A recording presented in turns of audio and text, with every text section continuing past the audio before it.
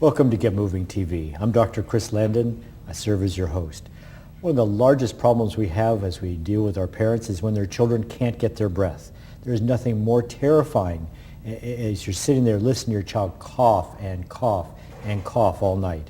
Here in Ventura County, we have one of the worst rates of asthma in all of California. People think of Fresno with the Tule fog as being a terrible place to have asthma, but we're even worse. When we look at emergency rooms, we look at preschools, we look at schools, we look at children who've been admitted to the hospital, we know that really we need to educate one person in their lives, and that's the parent. And with us today is Mary Hart. She's flown out here. Mary, tell us a little bit about where you've come from, because you've come a long way. Yes, I came from Dallas, so I'm still on Dallas time right now.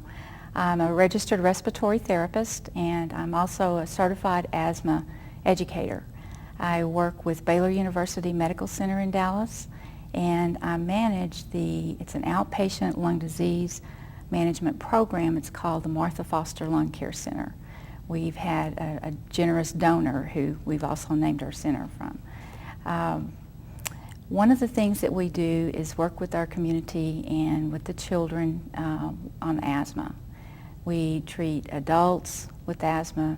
We also have patients that come in with emphysema, so it's a whole spectrum of lung disease that we treat there. But today I want to talk about something that I'm very passionate about, and that is finding out ways to, the battle or fight against asthma here in the United States. And in preparing today to come on the show, I was looking at the statistics, and I must say I'm embarrassed to be an American with the number of deaths that we still have in the United States from asthma. There's 11 a day.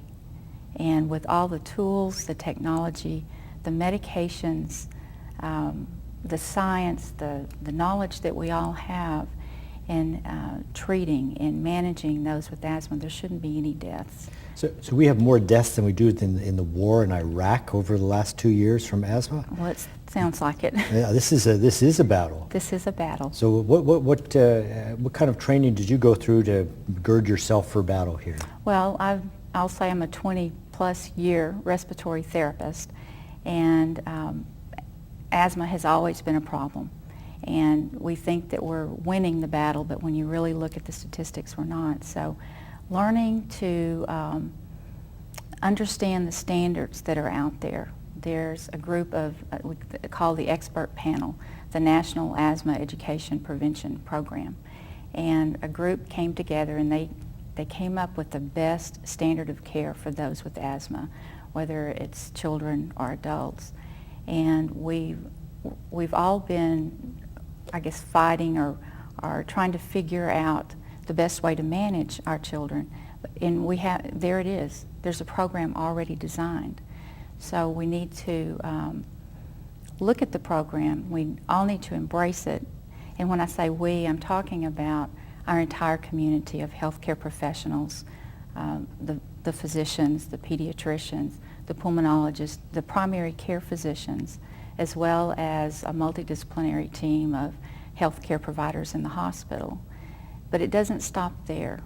The standards need to be taught to school nurses, because how many hours a day do the kids spend in school? They don't have their parents there to help them use their rescue inhaler if they're having a problem with breathing. They don't have someone to remind them about the triggers of the things that are in schools. They don't have someone to remind them to use their inhaler prior to going out and playing sports or in PE or exercising.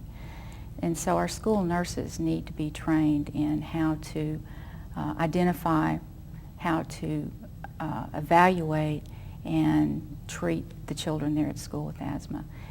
And then I guess you could say it doesn't stop there, because we all have play a role in care as a community, because the children, they are our future.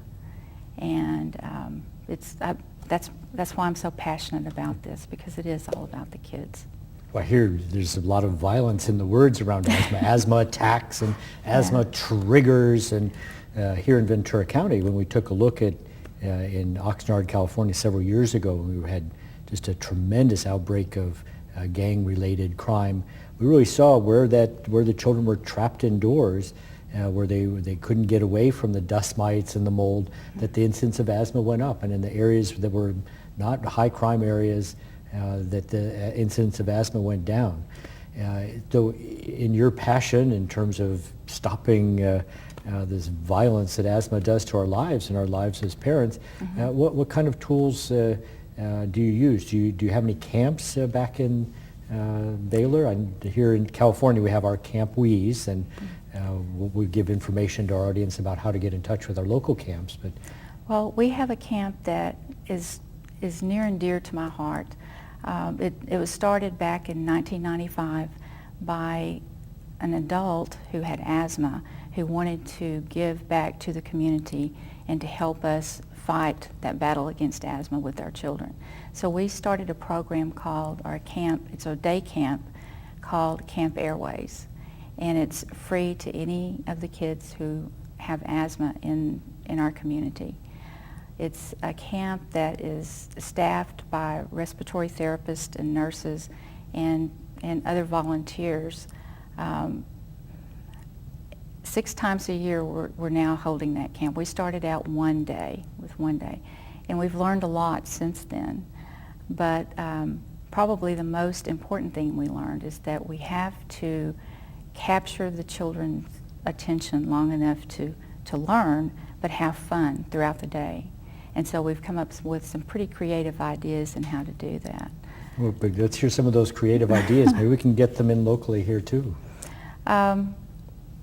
Having fun, I go back to that because the kids, if you try to drill in how to use the devices over and over and over again, it gets boring. I mean, we have adults who don't know how to use the devices, tools, asthma tools, as you can see here I have on the table. So coming up with games, we have what's called an asthma challenge game. And throughout the day we teach the children how to use a peak flow meter, which we sometimes call the thermometer for the lungs. We also have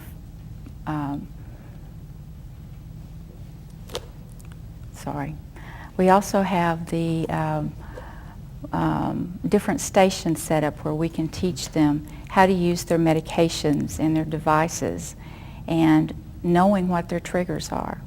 Generally, we start out by using a program called Doc Monaghan, and I have what's called Doc Monaghan or Doc in the Box here with me today. But it's a video or a DVD that actually goes through the entire standards for asthma, teaching the children in their terms at, say, a 4th grade level, how to understand what asthma is. So many of them don't even know.